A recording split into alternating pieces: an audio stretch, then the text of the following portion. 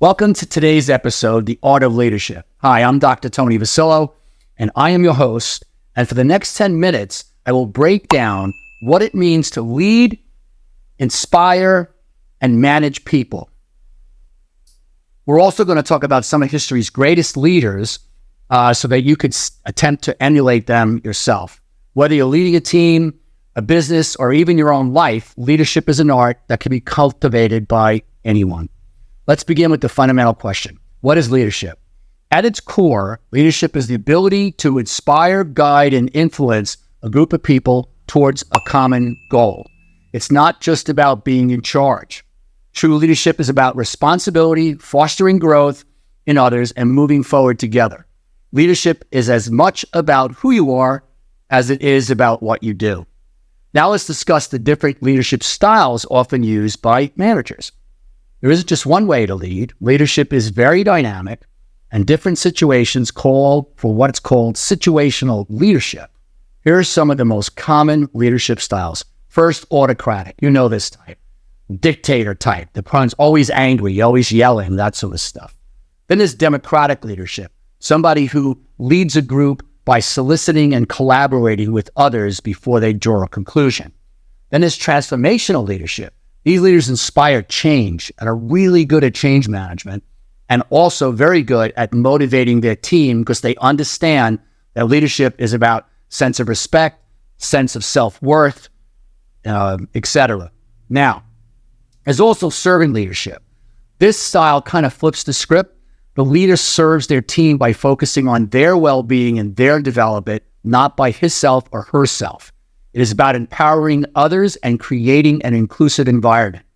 And finally, there's a laissez-faire leadership. You know the type here too, where they give their team complete freedom to make the decisions, but unfortunately don't make a lot of decisions and are basically at a standstill. While it can lead to some sort of innovation because you have the team doing things, it could also result in a complete lack of direction if it's not monitored.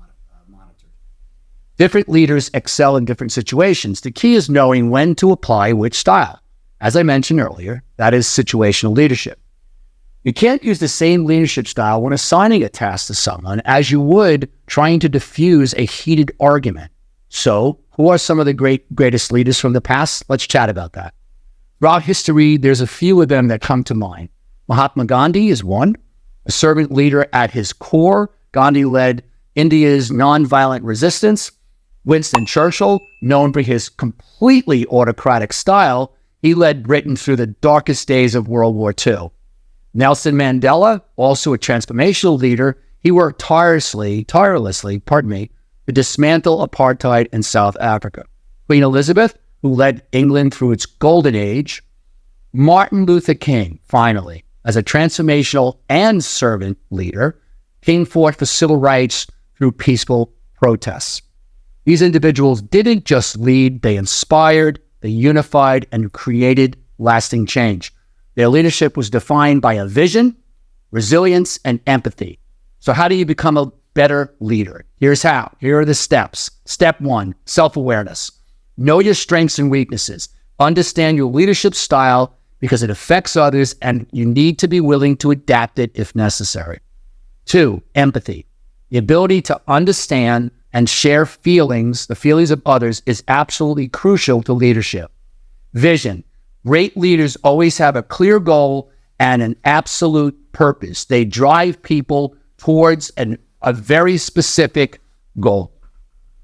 Developing a strong vision where you want to lead your team, and they also communicate things effectively. 4, communication skills. Leadership is about inspiring others, and communication is the key. Whether you're giving a speech, leading a meeting, talking one-on-one with somebody, your words should motivate and clarify the direction. 5, continuous learning. Leadership requires growth. Study great leaders. Learn from your mistakes and seek feedback from your employees, the people who you work with the most. Remember, you spend more time typically at work, as much time as you do sleeping, that sort of thing. So it's critical you get feedback from your staff. Delegation. Don't do everything by yourself. Delegate, delegate, delegate, delegate. If I had my way, I would literally delegate somebody dressing me in the morning. And then 7 is resilience. Good leaders really don't mind setbacks. Failures are considered nothing more than a learning experience, and they bounce back quite quickly. 8, leading by examples. As the saying goes, actions speak louder than words. Show your team what it looks like to be disciplined, hardworking, and compassionate. When you lead by example, others will follow. Leadership is both an art and a science. It's about knowing your style, adapting to circumstances, and continuously striving to inspire and guide others. Whether you're in a boardroom or in a community, leadership is about creating positive change. The last part of leadership is making a difference in the lives of others around you, whether it's your family, your friends, your associates, your coworkers, your staff. It's making a difference in their lives so that their lives improve based upon you being in their life. Okay, thank you for joining me on this episode, The Art of Leadership. Until next time, keep striving to be the best leader you could be. If you enjoyed today's episode, don't forget to subscribe and leave a review. You can also follow me on social media and even become part of my podcast family by subscribing to the exclusive and secret content now reserved for members only on YouTube. Thanks for tuning in. This is Dr. V signing off.